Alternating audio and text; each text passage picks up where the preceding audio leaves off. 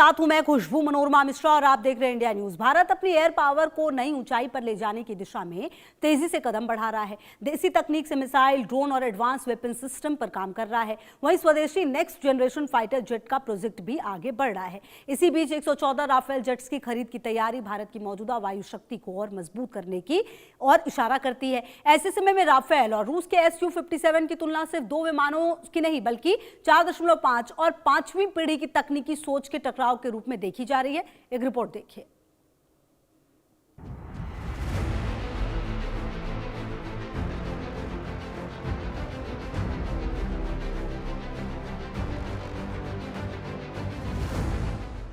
Su-57 versus Rafale, Bharat की 5th generation रणनीतिक दुविधा।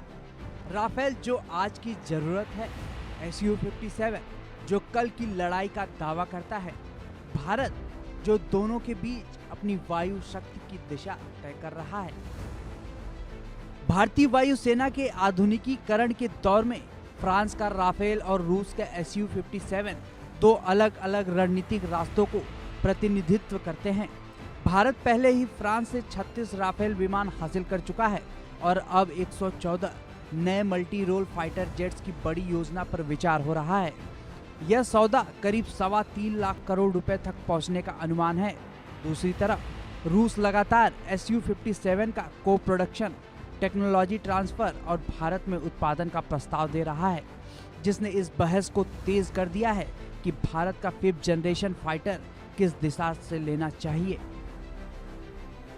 राफेल 4.5 पीढ़ी का बहुउद्देशीय लड़ाकू विमान, युद्ध में सिद्ध क्षमता, ओगरी रोल क्षमता, एयर सुपरियॉरिटी और स्ट्राइक मिशन।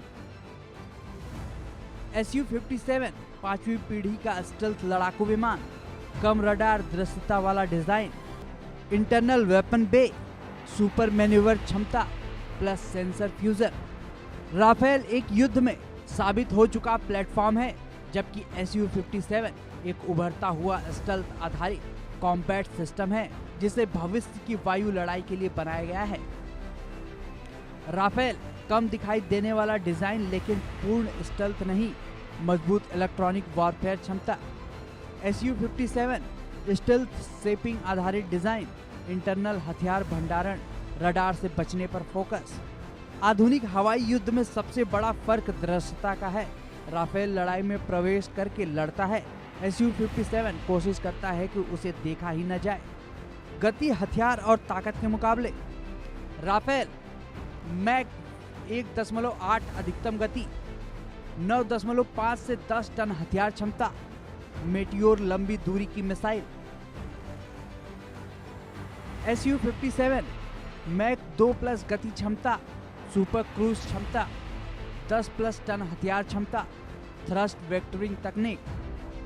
राफेल की ताकत उसकी संतुलित युद्ध क्षमता है, जबकि Su-57 का फोकस तेज, चुपचाप और घातक हमला करने पर है।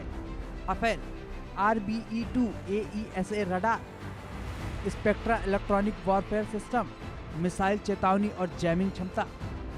Su-57 N036 बैल का मल्टी एरे रडार सिस्टम, चारों दिशा में निगरानी क्षमता, 360 डिग्री स्थितिजन्य जागरूकता। राफेल का स्पेक्ट्रा सिस्टम इसे इलेक्ट्रॉनिक युद्ध में बेहद मजबूत बनाता है, जबकि Su-57 का फायदा इसकी व्यापक सेंसर कवरेज और स्टेल्थ एकीकरण में है।